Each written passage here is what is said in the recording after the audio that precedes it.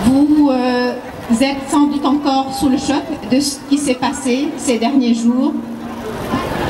Le cas triste de Binta Camara, 23 ans, tué à Tambacounda, à Thiès, Kumbaya de 16 ans, violé, assassiné, et son présumé meurtrier pour toujours. Ici à Ouakam, on a découvert dans un marché le corps nu, sans vie, d'une femme qui n'a toujours pas été identifiée et qui a dû être enterrée, vu l'état dans lequel ce corps a été retrouvé. Sous l'appellation d'Afadoy, d'Afadoy en français ça veut dire ça suffit, le collectif contre les violences faites aux femmes et aux enfants, et ceci est notre première manifestation. 1 minute de silence s'il vous plaît. S'il vous plaît, 1 minute de silence, c'est parti.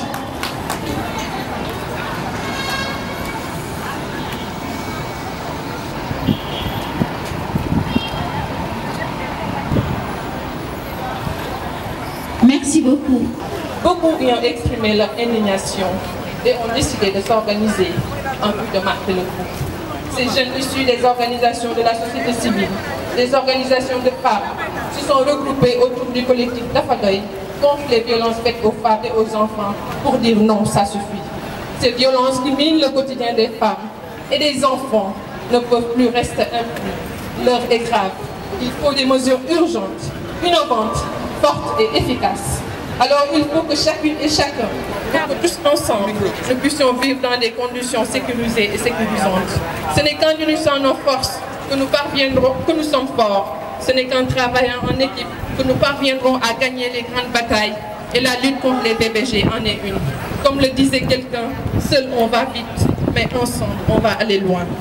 Je veux nommer la femme, l'âme qui fait fondre la glace grâce à ses flammes. Au commencement était la femme qui pleure parce qu'elle a mal, douleur vitale, expression de l'amour sans cordon ombilical. Dos et doux, et ce nouveau contact qui dans les 4 coins de la terre aura un impact. La femme est partout celle qui perpétue l'amour maternel. Elle est la lueur qui annonce le bout du tunnel. Son intuition et son regard sont des sentinelles. Et ce que femme veut, c'est ce que veut le ciel. Et ensemble, dans mon bouquin, nous allons nous mettre Rayi d'Afadoy, d'Afadoy, Dégoumalène, Dégoumalène, d'Afadoy, d'Afadoy, Dégoumalène, Dégoumalène, d'Afadoy, d'Afadoy. La nuit dernière, j'ai entendu un cri, des voix bruyantes derrière le mur. Une autre nuit sans dormir. Devrais-je appeler la police? Ils arrivent toujours trop tard. Si toutefois ils arrivent. Il m'aime, il me l'a encore dit, après avoir caressé de ses poings fermés mon visage, mon corps, mon esprit, mon âme, ma dignité, ma féminité. À quoi bon se battre lorsqu'on ne sait où aller? À quoi bon lutter lorsqu'on a choisi soi-même son propre geôlier, certifié conforme par la société? Il t'aime à prononcer ma bouche tumuliée. Après tu devras tout nettoyer et préparer son repas.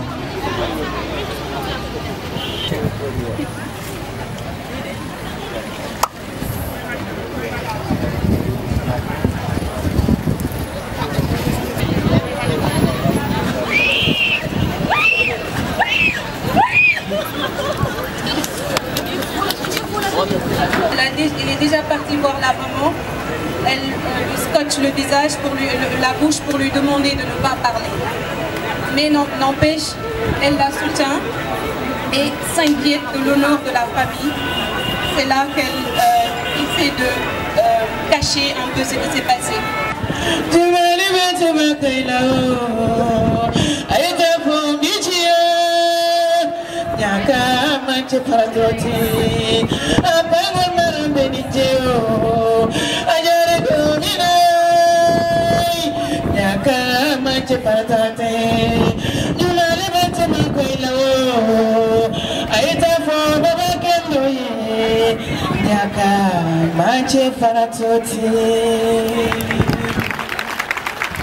Merci.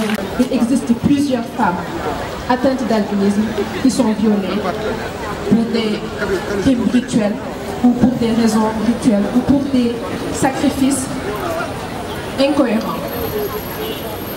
Alors moi, c'est un plaisir pour moi d'être ici, au nom de toutes ces femmes albinos qui sont violées, mais au nom de toutes les violences qui sont exercées envers les femmes. ñaawteef yi nga xam ne dafa ànd ak monde moderne ñu koy gis di ko dund dafa tegu ci solidarité maanaam ñun ñëpp ñu jàppante ànd ak pouvoir public yi pour mun ci indi ay saafara ndax ce sont des phénomènes de société te bu ñëwee aussi bien famille bi muy dal famille yu victime mu nekk lu metti loolu mais dafa am beneen pàcc parce que ñii def ñaawteef yi également dañu jóge ci famille donc ay drame la yoo xam ne ñëpp lay laal. mooy dama bëggoon tous ensemble qu'on crie plusieurs fois dafa doy. dafa doy. dafa doy. dafa doy. dafa doy. dafa doy. donc bés bu nekk jigéen a ngi ñàkk bakkan ngir mën a sauver bakkan.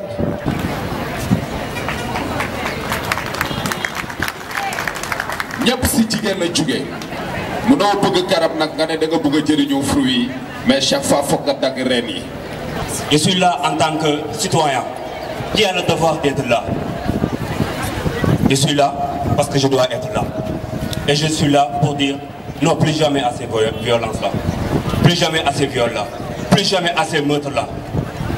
Violence yi c'est pas seulement dóor ak saaga mais violence yi ci moral la psychique nit ñi dañuy jël nit ñi di leen bundu xataal di leen wax di leen jëf ba ñu sonn man daal damay woote sama mbokku jullit yi nañ yor xale yi sama mbokku góor ñi nañu yërëm jigéen góor bu yërëm jigéen rek du ko violent maa ngi leen di sant di leen gërëm te ñu delloo si say li ci ëpp aussi dama koy interpeller les députés les femmes députées yi nga xamante ni ñu ngi fi toog ñuy alerter encore une fois le gouvernement du Sénégal l'État du Sénégal plus particulièrement le ministre de l'Intérieur pour ñu dox ci ay jéego ñi nga xam ne tamit ñoom la yàlla teg ñu mun a am kaaraange askan wi ñu mun leen a teg yan wu diis woo xamante ni bu subaa keneen kuy waaj di nga ko waajaat maa ngi leen di gërëm di leen sant wasalaam.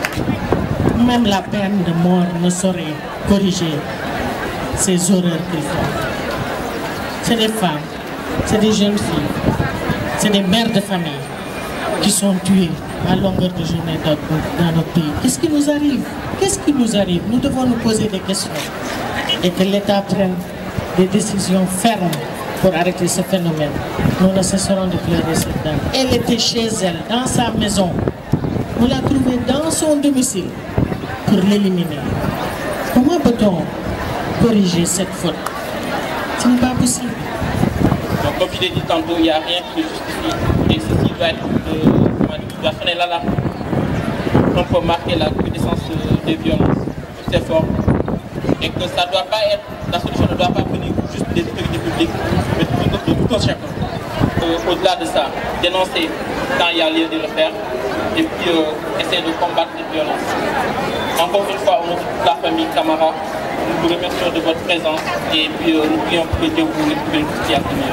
En tant que jigéen, yow amoo droit pour épanouir li la war mooy ngay toog ñu lay métital nga koy muñ parce que ndax lan nee nañ la boo ciy muñ di nga ci jur ay doom yu baax tey yaa ngi ko yàlla mais boo génnoon àdduna tey jii ñu ngi la naan sa àjjana assuré na parce que dangaa def lii ak lii seen kër sa kër jëkkër alors que la réalité ne devrait pas être ainsi. Pourquoi la vie devrait toujours être dure? tey nit ku nekk am nga droit nga épanouir li nga xamante ni mooy par rapport ak l'éducation ñu xoolaat ko bu baax les mamans parents yi ñëpp que ñuy communiquer ak seen doom yi parce que c'est sur la base de la communication qu'on pourrait s'entendre sur beaucoup de choses, sensibiliser et protéger nos enfants et nos pères. Merci beaucoup. jigéen dañu doon sunu maam sunu yaay sunu jabar suñu doom suñu sët looloo tax fu jigéen woote ñu war fa ñëw. En français, ce qu'il faut dans ce pays, c'est prévenir, c'est dissuader, c'est sévir, mais c'est surtout transformer cette société. Je vous remercie. xëy na cas Binta bi moo positionné pour ñu mën a wax si problème bii nii mais combat bi dafa di combat bi nga xam ne duñ yàgg a xeex la xëy na occasion bi moo présenté pour ñu dénoncer ko vraiment ñu ngi ñaawlu acte bi. Toujours dafay amee viol wala tentative de viol nous demandons la criminalisation du viol mënuñu ko bàyyi noonu viol dañ ko war a criminaliser et nous le crions fort. La loi est là, la loi doit être appliquée dans son effectivité. dëgg la loi 9905 du 29 janvier 99 mi ngi fi bu ñu ko appliquer te appliquer ko dans son effectivité dina tax ba impunité bi aussi dem ci wala que l'auteur de violence mu ñëw taxaw def se sentir impuni mais nag li ñu gën a demander compte tenu la particularité moo di viol dañ ko war a criminaliser et c'est ça que nous demandons aujourd'hui. Merci. Merci beaucoup Madame Diouf. Le message est clair. Donc, un de nos combats aujourd'hui, c'est que nous demandons la criminalisation du viol. Il faut vraiment que le pays franchisse ce pas et que ce viol ne soit plus considéré comme un délit. médias yi ñu ngi rafetlu seen taxawaay te di profiter aussi ci plateau bi di leen ñaan ngeen gën a bàyyi xel façon bi nga xam ne moom ngeen di bindee ci li nga xam ne moom mooy violence faite aux femmes. ñu ngi rafetlu aussi góor yi nga xam ne ñoom ñooy accompagner initiative bi autorités yi fi teew yëpp donc dégg ngeen suñu message ce que nous voulons c'est la criminalisation du viol. def nañ ko ci suñu ay t-shirt suñu ay pancarte suñu lépp ñu ngi leen koy jox ngeen jàllale ñu ci autorités yi pour ñu nga xam ne moom lañ bëgg mu mën a am. parce que nag dafa doy. Dafa doy, nous disons plus jamais ça. Et Inch'Allah, Rabbi, on est vendredi, dès lundi, Inch'Allah, vous allez entendre la voix des femmes parlementaires pour que le viol soit criminalisé une bonne fois pour toutes. Chères sœurs, chères filles, chères nièces, ñu ngi leen di wax ne ñun ak yéen benn lañu li ngeen di jooy ñun moom la ñuy jooy ñu ngi leen di jox donc suñu engagement que ce combat nous allons le mener ensemble pour qu'on aille définitivement vers la cessation de ces actes criminels maa ngi leen di sant di leen gërëm. dafa doy dafa doy dafa doy dafa doy. Merci beaucoup. Merci. Nous vous remercions bu baax waa Conseil sénégalais des femmes. Etc. Alors il n'y a plus d'appel à attendre pour que le viol, simple délit au Sénégal, soit criminalisé et les victimes dédommagées. Chers concitoyennes et concitoyens, chers membres de la société civile, renforçons nos mesures de précaution car les coupables sont des papas, des fils, des maris et des frères. Ils sont dans les maisons.